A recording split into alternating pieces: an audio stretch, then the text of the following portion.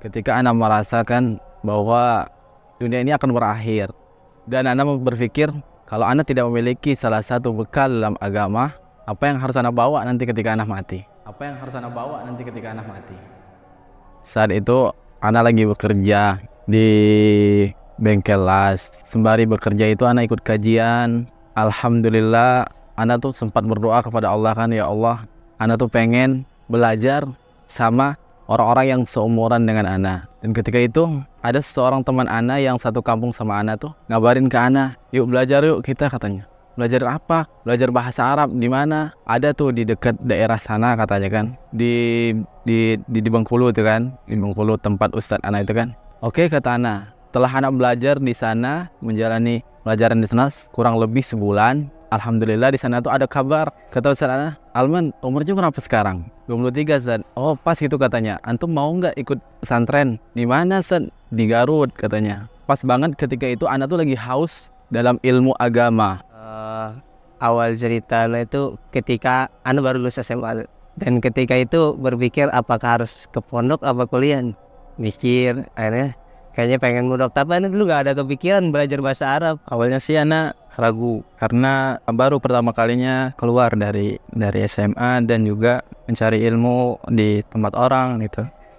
Ana notabene kan anak yang qadarullah nggak gitulah, nggak iya tahu kutip itu. Alhamdulillah Allah kasih hidayah dan saya waktu itu ingin belajar bahasa Arab.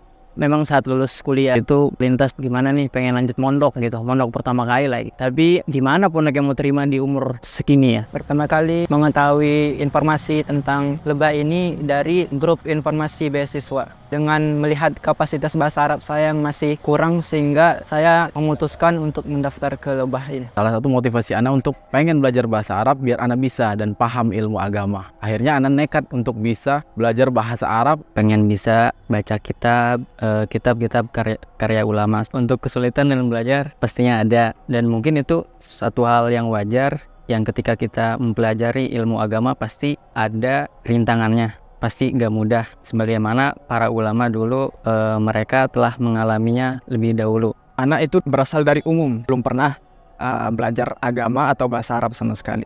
Nah, jadi ketika awal-awal datang ke Lebah itu tentunya anak merasa kesulitan ketika belajar ya. Akan tetapi pertolongan dari Allah, kemudian bantuan juga teman-teman. Ketika di ma'had kami saling belajar, saling berbagi pengalaman, saling bertukar pikiran, dan saling menyemangati satu sama lain. Dan alhamdulillah anak bisa mengikuti pelajaran ketika di kelas. Banyak hal yang saya dapatkan ketika belajar di sini, khususnya tentang belajar ilmu agama dan bahasa Arab. Jujur, sebelum saya masuk ke lembaga bahasa Arab Nurul Ilmi, saya sangat kurang sekali dalam bahasa Arab. Tetapi alhamdulillah setelah masuk kami mendapatkan manfaat, mendapatkan peningkatan di dalam bahasa Arab. Dalam mendidik dan membimbing santri yang umurnya sudah dewasa ini memiliki kesan tersendiri. Bisa dikatakan mudah-mudah sulit. Artinya mudah bagaimana mudah? Artinya tidak perlu namanya kekerasan dalam mengarahkan, dalam menasihati. Karena mereka sudah mampu berpikir dengan benar. Mereka sudah tamyiz, bisa membedakan mana yang baik bagi mereka, mana yang buruk bagi mereka. Sehingga kita perlu menjelaskan saja maslahat dan mudaratnya seperti dalam menjelaskan suatu hal. Kadang sulit juga karena mereka sudah dewasa, mereka kadang punya pandangan tertentu, mereka punya idealisme tertentu, sehingga mereka tidak langsung mengiyakan apa yang disampaikan. Mereka harus menggelengkan kepala dahulu, mereka harus berpikir dahulu, bahkan mungkin mereka punya pandangan yang sebaliknya. Jadi terkadang kita harus beradu argumen dengan para santri tersebut. Tapi ini sangat baik sekali, ini melatih kedewasaan dan melatih kebijakan. Saya pribadi ya sebagai pengasuh di sini yang menganggap mereka adalah anak-anak didik, bahkan sebagai mungkin bisa saya anggap sebagai kawan sendiri. Dan ini melatih kepada saya juga bagaimana menjadi seorang bapak, menjadi orang tua yang bisa membuka pikiran anak. Momen yang paling berkesan ya tentunya ketika belajar di kelas, ketika kita bisa sama-sama mendalami ilmu syar'i yang mungkin tidak bisa Ana pribadi terima ketika di luar Lebah. Karena dengan minimnya ilmu Ana saat itu baru hijrah, kemudian langsung belajar ilmu-ilmu syar'i, itu sangat berkesan terhadap Ana pribadi. Karena Ana belum pernah merasakan hal itu sebelumnya. Belajar di kelas oleh Ustadz menanyakan, kita harus menjawab, kita harus menyampaikan apa yang sudah diajarkan oleh Ustadz. Ketika kita mau ujian misalnya ataupun jauh dari ujian itu gimana kita harus belajar maksimal nih. Yang kedua, kalau di Dars Ustadz Zakaria hafizahullah kita belajar adab, malam itu kita dapat tugas untuk buat kelompok dan membuat syair ataupun bersyair di hadapan teman-teman. Bersama Ustadz Yana hafizahullah mungkin yang paling berkesan saat dimana beliau datang, tiba-tiba kita harus presentasi tanpa ada persiapan. Nah, itu mungkin yang membuat kita harus menyandu itu lagi gitu. Saat melihat muallim, yakni pengajar, di mana muallim atau asatizah ana dulu di lembah itu dalam menghadapi ana, sikap ana, sikap teman-teman yakni sangat penyabar. Kemudian beliau Masya Allah bisa menjadi teladan, bisa menjadi panutan buat kami, karena kami jadi bisa melihat bagaimana sih seharusnya ketika mempunyai ilmu dan mengamalkan. Karena Ibnu Sirin pernah berkata, inna hadzal ilma dinun, sungguhnya ilmu ini adalah agama. Fanzuru amman ta'khudhu dinakum, maka lihatlah kepada siapa engkau mengambil agama kalian.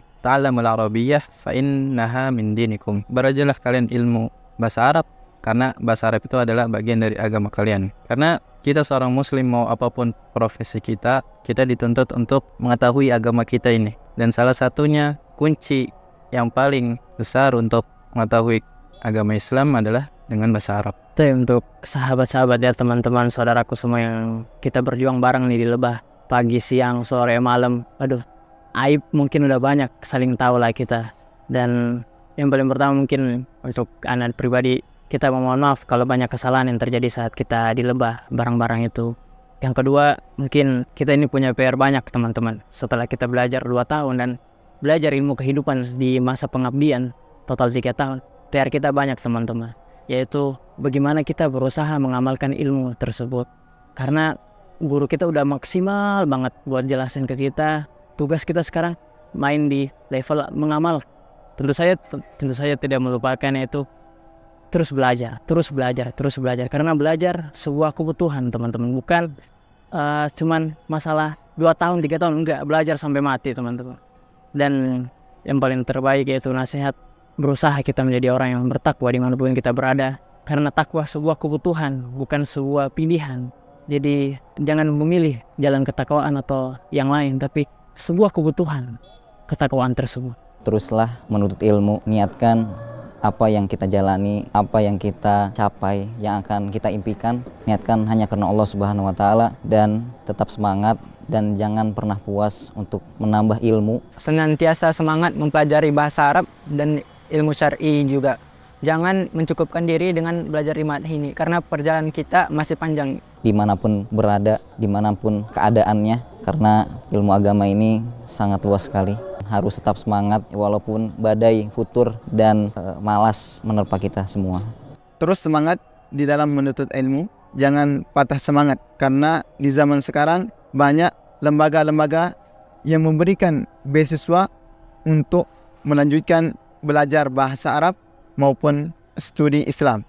Jangan pernah keluar di jalan menuntut ilmu.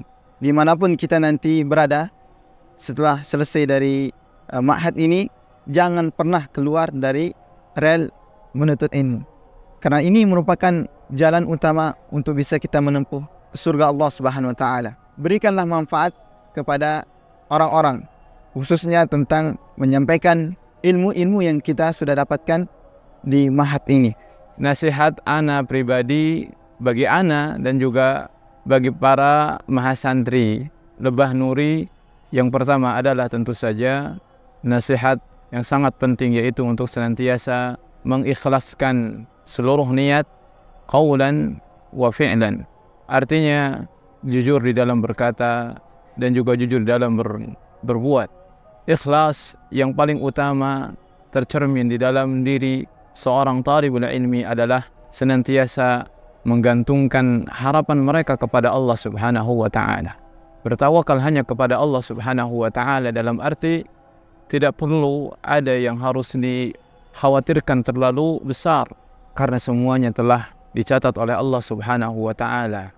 Seluruh rangkaian kehidupan kita telah diatur oleh Allah Subhanahu wa Ta'ala. Maka seorang talibul ilmi tidak layak untuk khawatir, sedangkan dia membaca kitab para ulama, sedangkan dia membaca pesan dan nasihat dari Allah Subhanahu wa taala dan dari nabinya yang mulia sallallahu alaihi wasallam. Pesan Ustadz, hendaknya kalian di luar sana menjadi para pemuda hebat. Agama kita Islam adalah agama yang sempurna. Termasuk konsep pemuda hebat di dalam agama kita itu sudah dijelaskan. Dan sebuah konsep yang bisa diamalkan. Di dalam agama kita sudah tercatat di dalam sejarah banyak sekali para pemuda hebat. Mulai dari Ibnu Abbas, Zaid bin Sabit, Ibnu Umar, dan juga yang lain. Seseorang tidak akan menjadi seorang pemuda yang hebat sampai terkumpul dalam dirinya 3 hal. Yang pertama, seseorang tidak akan menjadi seorang pemuda yang hebat sampai dia hebat menjadi hamba Allah Subhanahu wa taala. Caranya bagaimana? Dengan bertakwa kepada Allah Subhanahu wa taala. Ini merupakan momen sesungguhnya, ujian yang sesungguhnya untuk para santri yang Anda cintai karena Allah Subhanahu wa taala. Di luar sana adalah ujian antum yang sesungguhnya untuk mengamalkan ilmu, untuk semakin tunduk dan patuh kepada Allah Subhanahu wa taala. Yang kedua, hendaknya kalian menjadi sosok yang hebat sebagai anak orang tua. Banyak orang mencari pintu-pintu surga di luar sana. Ada yang sibuk mencari pintu surga jauh dari rumahnya, bahkan harus nyebrang pulau, bahkan lintas negara. Padahal pintu surga yang terbaik, yang tercepat itu ada di dalam rumahnya sendiri. Kedua orang tua kita adalah pintu surga kita yang paling terbaik, yang paling cepat. Nabi mengatakan al-walidu awsatu abwabil jannah. Fa in syi'ta fa'alni dzalika, kata Nabi. Orang tua itu, kata Nabi, adalah pintu surga paling tengah, artinya paling terbaik, paling cepat. Jika kamu mau, maka kamu bisa manfaatkan benar-benar pintu surga tersebut. Berbakti kepada orang tua tidak harus melulu dengan uang, bisa dengan tutur kata yang baik, bisa dengan sopan santun, bisa dengan memperlihatkan akhlak yang mulia, adab yang luhur, bisa dengan selalu menyenangkan hati mereka, bisa dengan selalu tunduk patuh kepada mereka pada apa-apa yang ma'ruf, pada apa-apa yang kebaikan. Jangan pernah kita nolak sekalipun. Yang ketiga, yang terakhir, hendaklah kalian menjadi hebat seorang penuntut ilmu. Kalian tidak akan pernah mungkin bisa bertakwa, menunaikan hak Allah, berakhlak mulia kepada Allah, demikian juga hebat sebagai anak kepada orang tuanya, sampai kalian menuntut ilmu agama. Jangan pernah tinggal majelis ilmu, dimanapun dan kapanpun, selalu hadiri majelis ilmu. Karena ilmu merupakan sumber segala kebaikan. Mustahil seseorang akan mencapai derajat takwa, hebat sebagai hamba Allah, hebat sebagai anak orang tua, kalau seseorang tersebut jauh dari majelis ilmu. Untuk para asatidz yang ada di Lembaga Bahasa Arab Nurul Ilmi, kami ucapkan banyak-banyak terima kasih atas bimbingan dan pengajaran selama ini. Karena perjuangan mereka dengan keikhlasan mereka itu dalam mendidik kami dan mengajarkan kami selama 2 tahun, itu benar-benar memberikan buah yang besar.